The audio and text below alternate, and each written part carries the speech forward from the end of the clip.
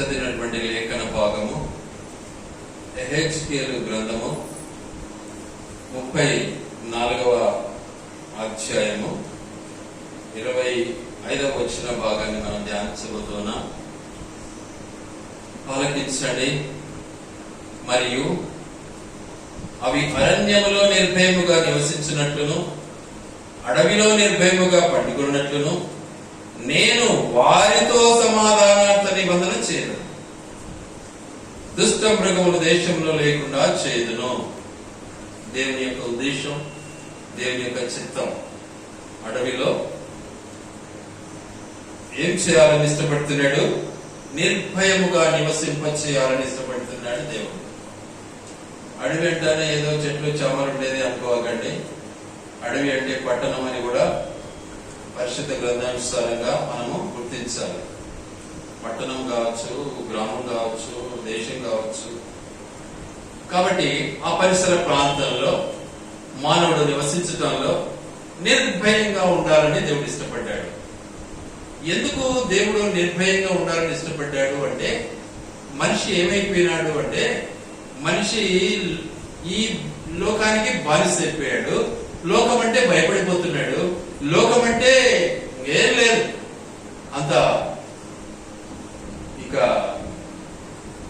అంత దాసోహుడు అయిపోయాడు అన్నమాట. కాబట్టి ఈ లోకం అనే భయముతో మానవుడు దేవుని పూర్తిగా మర్చిపోవడానికి ఇష్టపడుతున్నాడు ఈ రోజుల్లో. పేరుకు దేవుడు అంటాడే కానీ దేవుని మాట ప్రకారం జీవించడానికి మానవుడు ఇష్టపడడంలా. లోక ఆశలు, లోక సుఖభోగాలు, లోకపు ఆదాయము, లోకానుసారమైనటువంటి ప్రవర్తన, లోకానుసారమైనటువంటి నీచమైన ఆలోచన మానవుడు ఇష్టపడుతూ ఉన్నాడు. అంటే ఇప్పుడు మరి నివాసం చేయాలి అంటే మనిషికి ఏమైపోయింది? ఇప్పుడు భయభీతికి బానిస అయిపోయాడు. కాబట్టి దేవుడు ఇష్టపడుతున్నాడు నిన్ను నన్ను ధైర్యంగా ఉండాలని, నిర్భయంగా మనం జీవించాలని ఆయన మనకు ఒక వాగ్దానం చేశాడు. ఎలా చేశాడు వాగ్దానము? ఒకసారి జ్ఞాపకం చేసుకున్నాం. నిర్గమాకాండము 6వ అధ్యాయం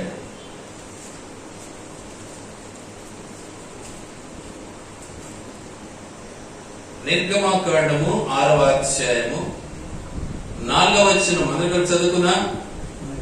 మరియు వారు పరవాసము చేసిన దినమగు దేశమగు కనాను దేశమును వారికిచ్చుటకు నా నిబంధనను వారితో స్థిరపరచితిని. దేవుని యొక్క ఉద్దేశం ఎలా ఉంది? కనాను దేశాన్ని మనిషికి ఇవ్వాలని ఇష్టపడ్డాడు. ఇజ్రాయేలుకి ఇవ్వాలని ఇష్టపడ్డాడు. నీకు నాకు ఇవ్వాలని ఇష్టపడ్డాడు. కనాను దేశము అనగా పాలు తేనెలు ప్రవహించే దేశము. అట్టి దేశాన్ని మనకివ్వాలని దేవుడు ఇష్టపడ్డాడు. ఆయన నిబంధన చేశాడు. తద్వారా నిర్భయంగా మనం అక్కడ నివసించాలి. అట్టి ఆ దేవుని యొక్క ఉద్దేశము మానవుని పట్ల ఎలా ఉంది ఒక్కసారి ఆలోచించాలి. అట్టి దేవుని మనం ఏం చేయాలి? మనస్పూర్వకంగా, హృదయానుసారముగా, సంపూర్ణ హృదయంతో ఆరాధించుకుని నేర్చుకోవాలి. మనం దేవుని యొక్క ఆలోచన ఎలా ఉంది? ఉన్నతమైనటువంటి ఆలోచన. నా ఆలోచన ఎలా ఉంది? నీచమైన ఆలోచన, దిగజారిపోయిన ఆలోచన. అయినా దేవుడు మనల్ని ప్రేమిస్తూ మనకిచ్చినటువంటి తన వాగ్దానం ఏమంటున్నాడు? వారిని ఎక్కడికి పంపిస్తానంటున్నాడు? కనాను దేశమును వారికి ఇచ్చుటకు నా నిబంధన వారితో స్థిరపరచాడు. మాట తప్పేవాడు కాదు. మనం మాట తప్పిపోతాం, మాటను నిరాకరిస్తాం, మాటను త్రోసిపుచ్చుతాం, మాటను లెక్క చేయం. కానీ మన దేవుడు అలాంటి వాడు కాదు. నిజంగా ఆ దేవుడిని మనం నమ్ముకున్న వారమైతే మనం మాటను తిరస్కరించము. ఆ దేవుడిని మనం నమ్ముకున్న వారమైతే మాటను పెడత్రోవ పెట్టము. ఆ దేవుడిని మనం నమ్ముకున్న వారమైతే మాటకు ఖచ్చితంగా లోబడి జీవించడానికి మనము సిద్ధంగా ఉంటాము. అలాంటి దేవుని మనం నమ్ముకున్న వారముగా ఉన్నట్లయితే నిబంధన మన పట్ల స్థిరముగా ఉంటుంది. కాబట్టి స్థిరపరిచినటువంటి నిబంధనను దేవుడు మనకి ఇవ్వాలని ఇష్టపడినటువంటి దేవుడు ఆనాడు మన పితరులైనటువంటి అబ్రహాముతో చేసినటువంటి తన నిబంధన ఒక్కసారి జ్ఞాపకం చేసుకున్నాం. ఆదికాండము 17వ అధ్యాయం. ఆదికాండము 17వ అధ్యాయం ఆదికాండము 17వ అధ్యాయము 2వ వచనం చదువుకున్నా. నాకును నీకును మధ్య నా నిబంధనను నియమించి నిన్ను అత్యధికముగా అభివృద్ధి పొందించదనని అతనితో చెప్పెను. నీతో చెప్పెను, నాతో చెప్పెను, మనతో చెప్పెను. ఆ నిబంధనను మనం నమ్ముతున్నామా? ఆ నిబంధనకు కట్టుబడి మనం జీవిస్తూ ఉన్నామా? అబ్రహాము తన యొక్క జీవితంలో మన పితరుడు ఏం చేశాడు? ఆ నిబంధనకు కట్టుబడి జీవించాడు. అద్భుతమైనటువంటి రిజల్ట్ పొందాడు. కారణం, ప్రపంచంలో విశ్వాసులకు అందరికీ కూడా అబ్రహాం ఏమయ్యాడు? తండ్రి కూర్చున్నాడు. దేవుడు ఆయన ఏర్పరచుకున్నాడు. నేను నన్ను కూడా ఏర్పరచుకున్నాడు. ఏ స్థితిలో మనం ఉన్నామో దిగజారిపోతున్నామా? నిబంధనకు కట్టుబడి జీవిస్తున్నామా? అయినా దేవుడు మన పట్ల తన నిబంధన నెరవేర్చాలని ఇష్టపడుతున్నాము. ఎందుకు అంటే మనం బలహీనమని ఆయనకు బాగా తెలుసు. మనం చదివాము. ఇప్పుడు ఎక్కడ చదివాము చూద్దాం. ఆ మాటను ఒక్కసారి ఎక్కడ చదివాము మనం? ఇప్పుడే ఏమంటారు దాన్ని, పేతురు గ్రంథంలో మనం చదివాము. చూద్దాం ఎలాంటి పరిస్థితి మనము కలిగి ఉన్నామో పేతురు గ్రంథాన్ని ఒక్కసారి జ్ఞాపకం చేసుకుందాం. చూడండి దయచేసి. ఏమంటున్నాడు?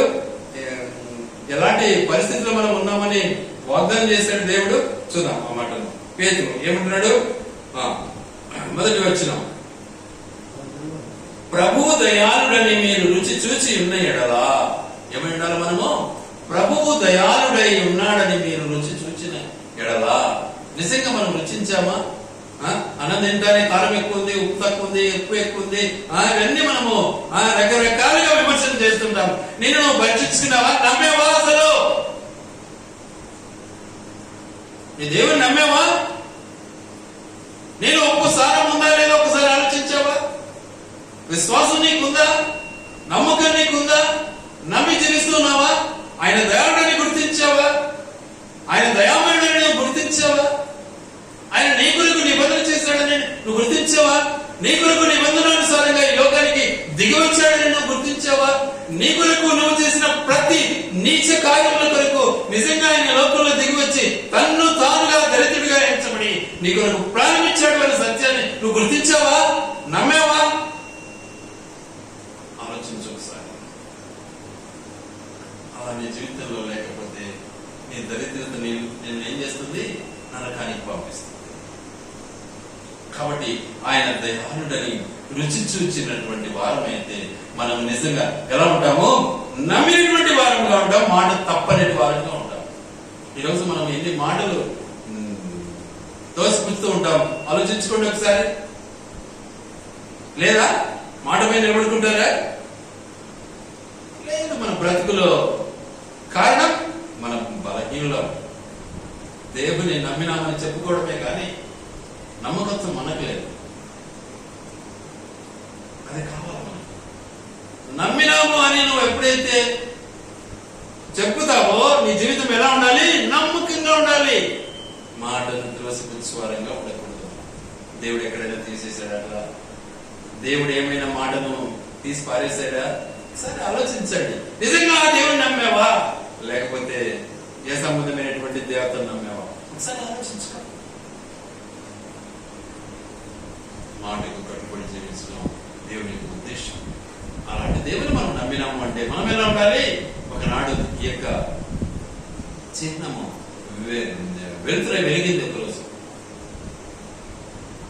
నా జ్ఞాపకం వచ్చేంత వరకు నేను బాగా ఉంటున్నప్పుడు నేను వినేటువంటి చరిత్ర ఏంటంటే క్రైస్తవుల విషయంలో క్రైస్తవుడు అంటే నమ్మకమైన వాడు అని విన్నాను. ఎందుకు? ఎంతటి గొప్ప ఆఫీసర్ అయినా, ఎంత గొప్ప నాయకుడైనా క్రైస్తవుని దగ్గర పెట్టుకుంటే నమ్మకంగా ఉంటాడట. విన్నా నేను ఆ మాట. ఈ రోజుల్లో ఏమైపోయింది? ఒమ్ము చేసి పారేశారు. క్రైస్తవునికి విలువ లేదు అసలు. కారణం భోగం. అంతా భోగేచ్ఛలకు బానిస అయిపోయాడు, డబ్బుకు బానిస అయిపోయాడు,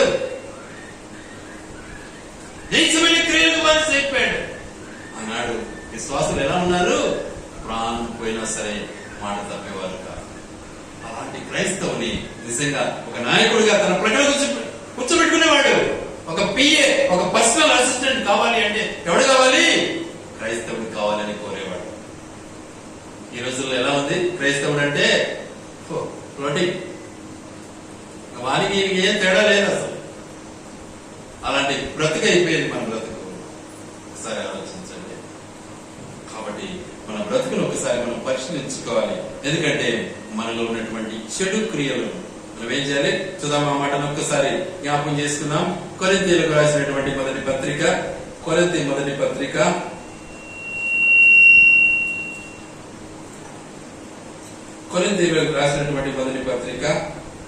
15వ అధ్యాయము 13వ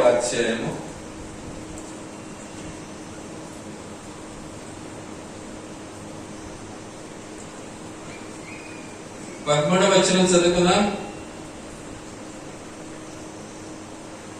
13వ వచనం, మృతుల పునరుత్థానము లేని ఎడల క్రీస్తు కూడా లేపబడి ఉండలేదు.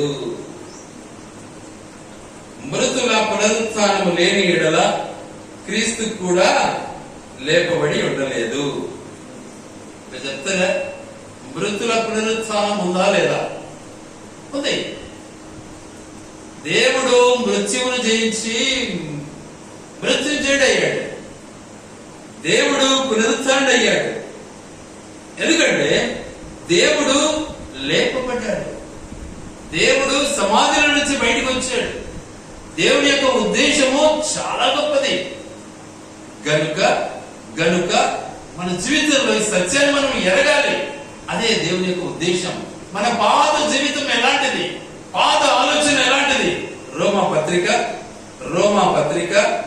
6వ అధ్యాయము 6వ వచనం, 6వ అధ్యాయము 6వ వచనం చదువుదాం. ఏమనగా, మనమికను పాపమునకు దాసులము కాకుండుటకు పాప శరీరము నిరర్థకమగునట్లు మన ప్రాచీన స్వభావం ఆయనతో కూడా సిలువ వేయబడేనని ఎరుగుదు. ప్రాచీన జీవితం, పాత జీవితం, పాత ఆలోచన, పాత. ఇప్పుడు కొత్తదమైనామా? వచ్చిందా మనకి కొత్తదనం? సరే ఆలోచించుకోండి. ఇంకా పాత బ్రతుకులోనే ఉన్నామా? ఇంకా నీచమైన ఆలోచనలోనే ఉన్నామా? ఇంకా మనం పెట్టి జీవితమే ఉన్నామా? ఇంకా లోబడిన జీవితమేనా? ఇంకా అబద్ధము, మోసము వెళ్ళి మన బ్రతుకులో మనము కలిగి ఉన్నామా? ఒకసారి ఆలోచించాలి దానిని బట్టి. ఎందుకంటే బైబిల్ మనకి నేర్పిస్తుంది పాఠం. బైబిల్ మనకి జీవితం నేర్పిస్తుంది. బైబిల్ మనల్ని నడిపిస్తుంది. పరిశుద్ధ గ్రంథము నీ బ్రతుకును సరిచేస్తుంది. కాబట్టి దేవుని యొక్క ఉద్దేశం చాలా గొప్పది. కనుక మన బ్రతుకులో మనం నేర్చుకోవాల్సినటువంటి గొప్ప పాఠం ఏంటిది అంటే, ఆయన ఇచ్చినటువంటి లేఖనానుసారమైనటువంటి తన యొక్క ఉద్దేశం ఏంటిది అంటే, చాలా స్పష్టంగా మనతో మాట్లాడుతున్నటువంటి మాట, నా నిబంధన నీతో స్థిరపరచుచున్నాను. చూసావా? దేవుడు తన నిబంధన కాపాడుకునేవాడు. ఆయన మాట తప్పేవాడి కాడు. మనమన్నీ ఫ్లోటింగ్, మాట ఒకటి, కూత ఒకటి, పని ఒకటి, క్రియ ఒకటి, చూపులు ఒకటి, రకరకాల ఆలోచనలు కలిగి మనం మన బ్రతుకును ఏం చేసుకుంటాము? రంగులు వేసుకుంటా ఉంటాం. ఒకరోజు తెల్ల రంగు, ఒకరోజు నల్ల రంగు, ఒకరోజు రకరకాల రంగులు వేసుకొని మన బ్రతుకును మార్చుకుంటూ ఉండాలి. వద్దండి దయచేసి. వాటి నుంచి మనము నిజంగా వెలివేయబడాలని దేవుడు చేసిన నిబంధనలు మనము నమ్మకంగా దాన్ని ఏం చేసుకోవాలా? గట్టిగా పట్టుకోవాలా. గట్టిగా పట్టుకొని విడిచిపెట్టకుండా ఆయన మనం వెంబడించే వారంగా ఉండాలి. అదే నమ్మకం అంటే. అలా ఉండకపోతే క్రైస్తవులను చెప్పుకోవటమే సిగ్గు చేయొచ్చు. జ్ఞాపకం చేసుకోండి దయచేసి. గనుక ఉద్దేశానుసారంగా దేవుని యొక్క చిత్తము మనం జ్ఞాపకం చేసుకున్నట్లయితే ఆయన చాలా చక్కగా మనతో మాట్లాడుతున్నటువంటి మాట. ఎందుకు అంటే ఆయన మనకు ఏం చేయాలని ఇష్టపడ్డాడు? నిర్భయంగా జీవించాలి మనిషి అని ఇష్టపడ్డాడు. ఎందుకు వచ్చింది భయం? అసలు మనిషిలో భయం ఎందుకు వచ్చింది? ఏ కారణం? ఒకడు దొంగతనం చేసినాడు నీ ముందర. వాడు నీ ముందుకు వచ్చినప్పుడు తల ఎత్తుకుంటాడా?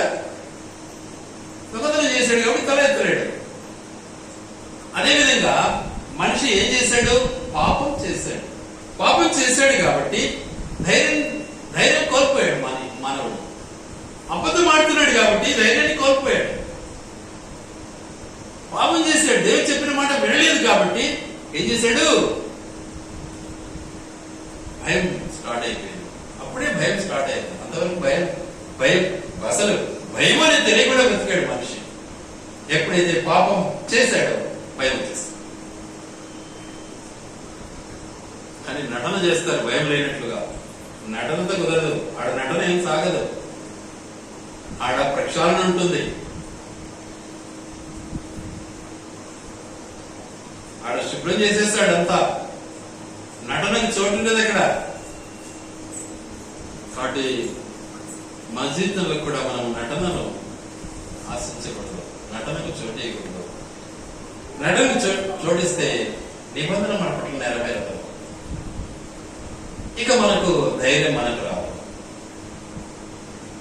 ఎప్పుడు భయమే. దొంగడు కూడా దొరలా దిగుతాడు కాదనలా. దొంగ కూడా దొరలాగా దిగుతాడట. ఎంతవరకు దిగుతాడు? దొంగతనం బయట పడనంత వరకు దిగుతాడు. దొంగతనం బయట పడితే ఏమైపోతాడు? వాడు పిల్లి అయిపోతాడు. పిల్లి. అది పరిస్థితి.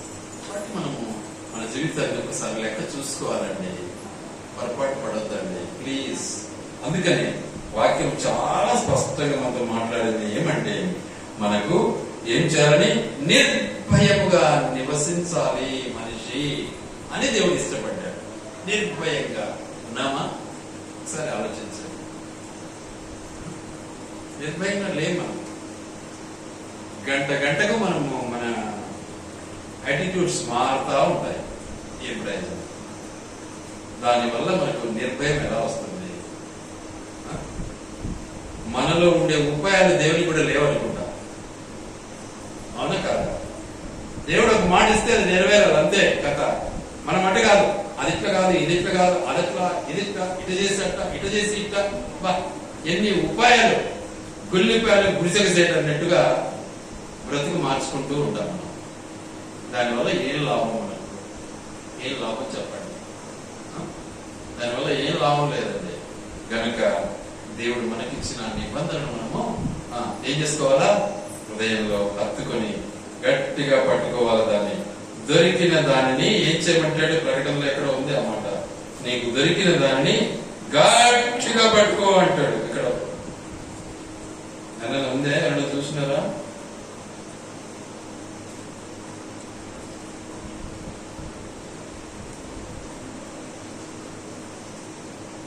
ప్రకటనలో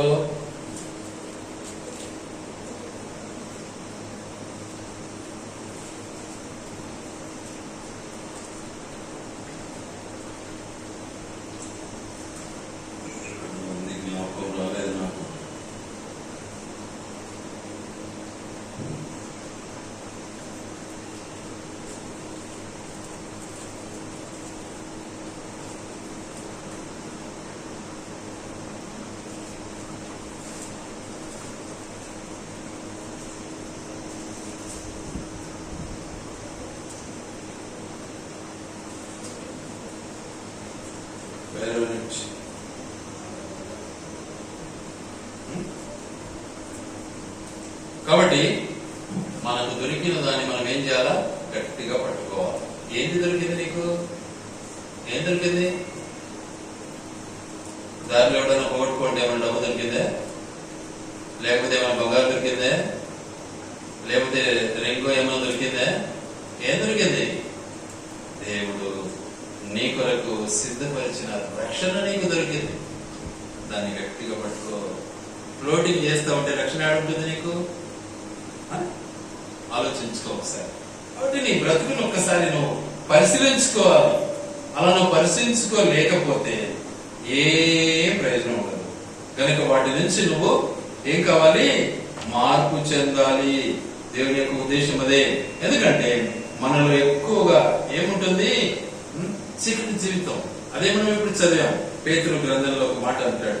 ఏమంటాడు? 2వ వచనం, సమస్తమైన దుష్టత్వమును, సమస్తమైన కపటమును, వేషధారణను, అసూయను, సమస్తమైన దూషణ మాటలను మాని క్రొత్తగా జన్మించిన శిశువులను పొందిన వారే నిర్మలమైన వాక్యము వలన, నిర్మలమైన వాక్యము అనుపాల వలన ఏం చేయాలి? రక్షణ విషయంలో ఎదుగు నిమిత్తమై ఆ పాలను అపేక్షించండి, తాగండి అంటుంది. ఆ పాలు తాగాల. మనం ఏ పాలు తాగుతాం? కల్తీ పాలు తాగుతాంట మనమంతా. చూసుకోండి ఒకసారి ఏ పాలు తాగుతున్నామో. మనం స్వచ్ఛమైన పాలు, వాక్యమనే పాలు తాగడం నేర్చుకోవాలా. కల్తీ పాలు వల్ల ఏం లేదు. వాడు చెప్పినాడు, ఈడు చెప్పినాడు, ఇంకొకటి చెప్పినాడు, ఇంకోటి చెప్పినాడు, ఇది కరెక్టే, అది కరెక్టే, అది కరెక్టే అంటే అప్పుడు ఇది తప్ప, గ్రంథం తప్ప, పరిశుద్ధ గ్రంథం తప్ప, వాడు చెప్పేది కరెక్ట్ అయితే దేవుని వాక్యం తప్ప? ఆలోచించండి ఒకసారి. తప్పు అని ఎవడైనా ప్రూవ్ చేయగలడా ఈ లోకంలో? యేసుప్రభువు అదే అంటాడు, నాలో పాపం అన్నదని ఎవడైనా నిరూపించగలడా? కాబట్టి మన బ్రతుకును మార్చుకోవాలి. దేవుని యొక్క ఉద్దేశం మనకు ఏమి ఇవ్వాలని ఇష్టపడ్డాడు దేవుడు? ఏమి ఇవ్వాలని ఇష్టపడ్డాడు? తన వాగ్దానాన్ని మన పట్ల నెరవేర్చాలని ఇష్టపడ్డాడు. రెండవది ఇంకేమి ఇవ్వాలని ఇష్టపడ్డాడు? రెండవ మాట చదువుకున్నాం ఒకసారి. అడవిలో నిర్భయముగా పండుకొనున్నట్లును.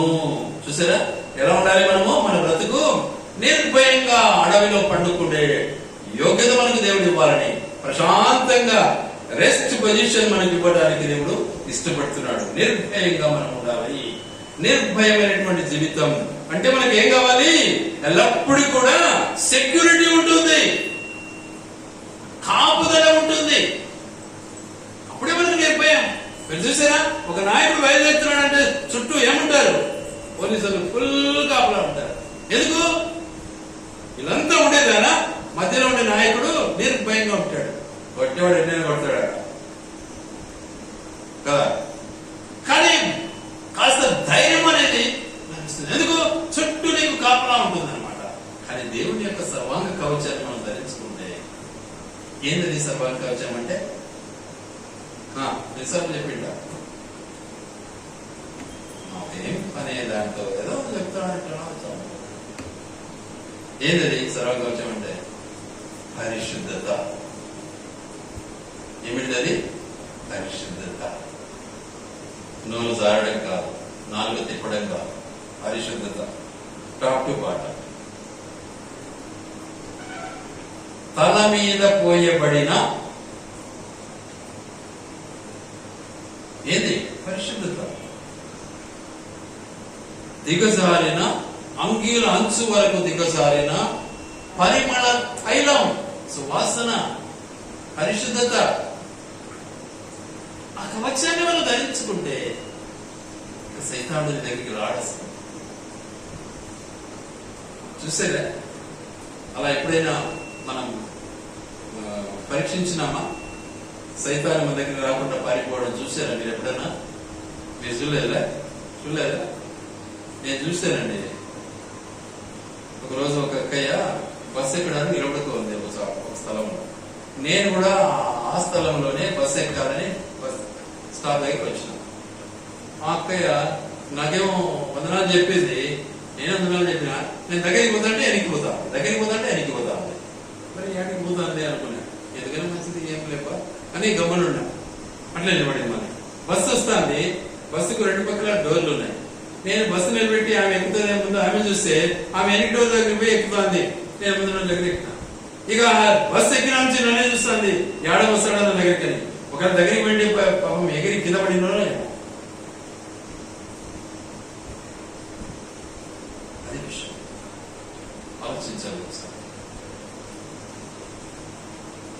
ఆ ఎక్కి ఒకరోజు వారింటికి ప్రార్థన చేస్తా ఉంటే రాత్రి సాయంత్రం పూట నైట్ కుటుంబ ప్రార్థన జరుగుతా ఉంటే ఏమైంది తెలుసా? ప్రార్థన మొదలు పెట్టాను, అడ్రస్ లేదు. ప్రార్థన మొదలు పెట్టా కళ్ళు మూసుకుంటాం కదా, ఇక ఆమె లేచిపోయింది. అడ్రస్ లేదు. ఎడది వేరే ఇంట్లో పోయి కంబడి కప్పుకొని బెడ్షీట్ ఫుల్ గా ఉడుకుతా ఉంది. ప్రార్థన అయిపోయాక ఎటుపోయింది దాడకుండా పోతే ఆమె చూస్తే మంచంలో పడుకుంది వేరే ఇంట్లో. ఏమంటే బాబు వచ్చినాడా అంటా ఉంది. చూడు ఎవరు చెప్పారు?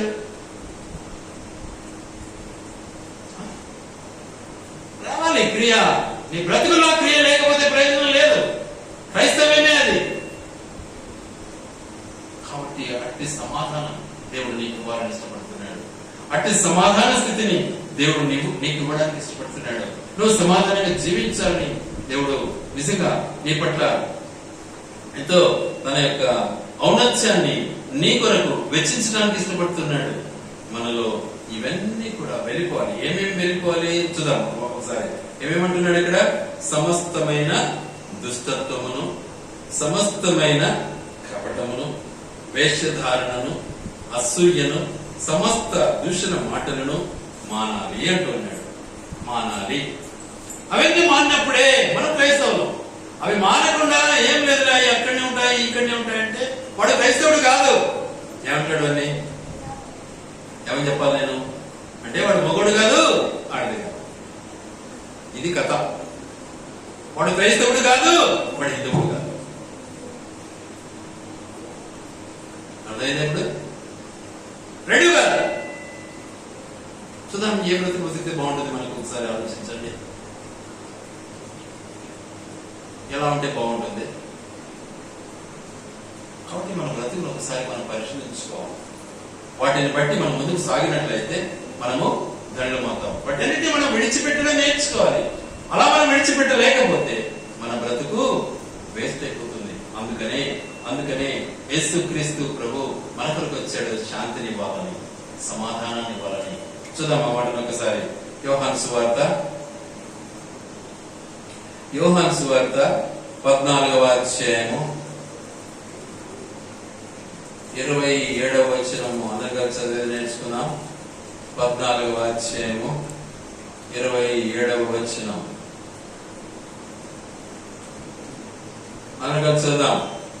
శాంతి మీకు అనుగ్రహించి వెళ్తున్నాను, నా శాంతినే మీకు అనుగ్రహించుచున్నాను. లోకమిచ్చున్నట్టుగా నేను మీకు అనుగ్రహించుట లేదు.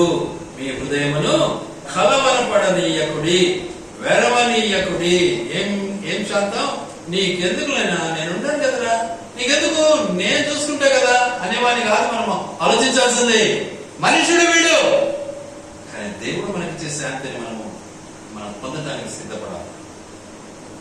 అర్థమైంది? ఇప్పుడు ఏముందిలే, ఈరోజు ఏం పోదులే, ఇప్పటికి ఏం పర్లేదులే, ఏం పోకుంటే. కాకపోతే మన పోదులే, లాస్ట్లో ఒకసారి ఇట్లా హాజరేసి వస్తులే, కానికేసి వచ్చులే అంటారు కదా, అనుకుంటారు కదా. దానివల్ల నష్టపోయేది నువ్వే. ఎక్కడుంటుంది నీకు శాంతి? వచ్చినా ఒకవేళ అట్లా టచ్ చేసిపోతావు, గొడవ దాగిపోయినట్టు పోతావు. ఎక్కడికి పోతావు? లోకంలోనికి వెళ్తావు, చీకటిలో ప్రవేశిస్తావు, చీకటి ఆలోచన కలిగి ఉంటావు. నీ బ్రతుకు అశాంతిగా జీవిస్తుంది. కానీ యేసు ప్రభు వచ్చింది దానికి, నీకు శాంతిని ఇవ్వడానికి వచ్చాడు. ఎలా ఇచ్చాడు నీకు శాంతి? నీ సమస్తాన్ని ఆయన పైన మోపుకొని తన ప్రాణాన్ని బలి అర్పించి ఆయన శాంతిని నీకు ఇచ్చాడు. చూసావా తండ్రి, వీళ్ళు ఏం చేసేది వీళ్ళు తెలియదు, దయచేసి క్షమించలను. ఏంటి ఆ మాట? ఏంటి ఆ ఆలోచన? ఏంటి ఆ గొప్పతనం మనలో ఉందంటారా? మనం అన్ని తూగం వేసుకుంటాం. వాడు ఆ పొద్దు నా కోసం వచ్చినాడా అట్టయితే నేను పోతాను. వాడు నాకు ఆ రోజు వచ్చి సదింపులు పెట్టాడా అట్టయితే నేను పోయి సదింపులు వేసేస్తా. ఇదే కదా మన బతుకులు. వాడు నేను రోగంతో ఉంటే వాడు వచ్చాడు నా కాడికి, అట్టయితే నేను పోతా. ఇప్పుడు రాలేదా? పోకూడదు. వేసినట్లు అనుకున్నాడా? వాడు రాని రాకపోని నేను వెళ్ళాలి, నేను వారి కోసమే ప్రార్థన చేయాలి. చూసారా, ఇది క్రైస్తవ జీవితం అండి. టిట్ ఫర్ టాట్ కాదు. ఆ ఉదారత క్రైస్తవ జీవితం అంటే, ఆ గొప్పతనం క్రైస్తవ జీవితం అంటే, ఆ శాంతి క్రైస్తవ జీవితం అంటే, ఆ సమాధానం క్రైస్తవ జీవితం అంటే. అందుకే అంటున్నాడు, నేను నా ప్రాణం ఇస్తున్నాను. కారణం నీకు శాంతి రావాలి, నీకు శాంతి కావాలి, నా సమాధానం నీకు రావాలి. లోకం ఇచ్చేది కాదు. లోకం ఏం చేస్తుంది? ఇప్పుడు 10 రూపాయలు ఇస్తుంది, రేపు 20 రూపాయలు అవుతుంది నీ దగ్గర. ఏదో ఏడుస్తున్నాము అంటే నీకు 10 రూపాయలు ఇస్తుంది. ఇంకా కొన్ని పరిస్థితులు చెప్తాను. కూతురు పెళ్లి చేయాలి, కట్టడానికి డబ్బు లేదు, ఇల్లు కుదవబెడతామంటాడు. కుదవబెడితే ఎవడు మళ్ళా నువ్వు ఎట్టు తీసుకుంటావు, మళ్ళా ఎప్పుడు తీస్తావు, ఒకేసారి అమ్మేసరిపోదా అంటాడు ఇంకొకటి వచ్చి. అప్పుడు వాడే చేశాడు, సరే అట్లయితే అమ్మేస్తాను అంటాడు. మంచి ఛాన్స్, బిడ్డ పెళ్లి కావాలి, అది 20 లక్షలు పోయే స్థలము. ఎంతకి ఇస్తాడు 20 లక్షలు అయితే అప్పుడు ఎవడేవాడు 10 లక్షలకు ఇస్తాడంటాడు. 10 ఆడైతుంది, 8 తీసుకో. నువ్వు పెళ్లి చేయాలంటే ఒకట, నీకెందుకు 8 తీసుకో సార్. చూసావా ఎంత నీచమైన ఆలోచన మనది, ఎంత పడిపోయినటువంటి ఆలోచన మనది, ఎంత పనికిరాని ఆలోచన మనది. అది పరిశుద్ధతనా? అది సమాధానమా? అది మనకిచ్చే శాంతి? అది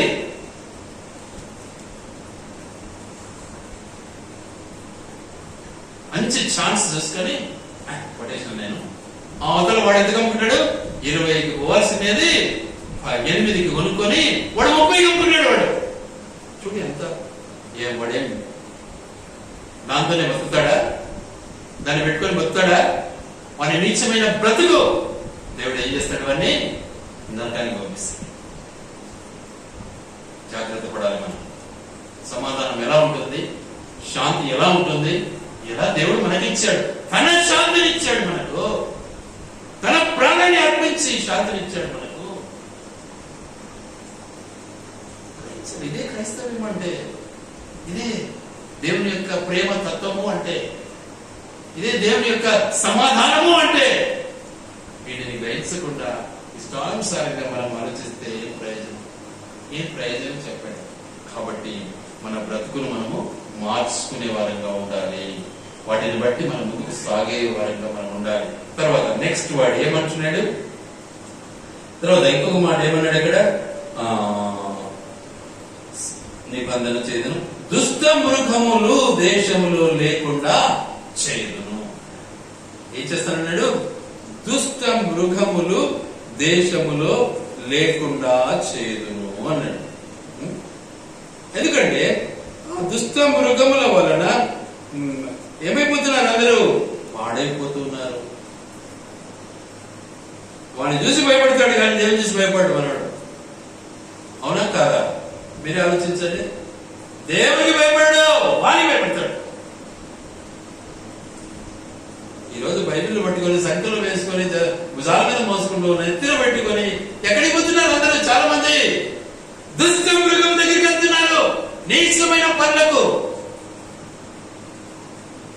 అనుకుంటే బాధ, ఎందుకు ఇలా తయారైపోయి? మరి సంఘానికి ఏమని బోధిస్తారు?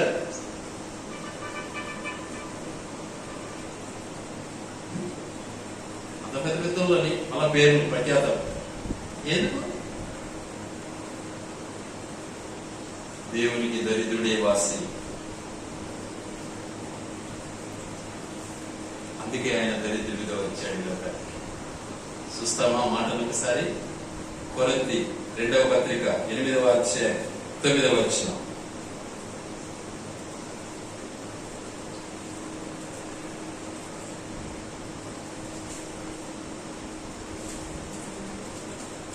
మీరు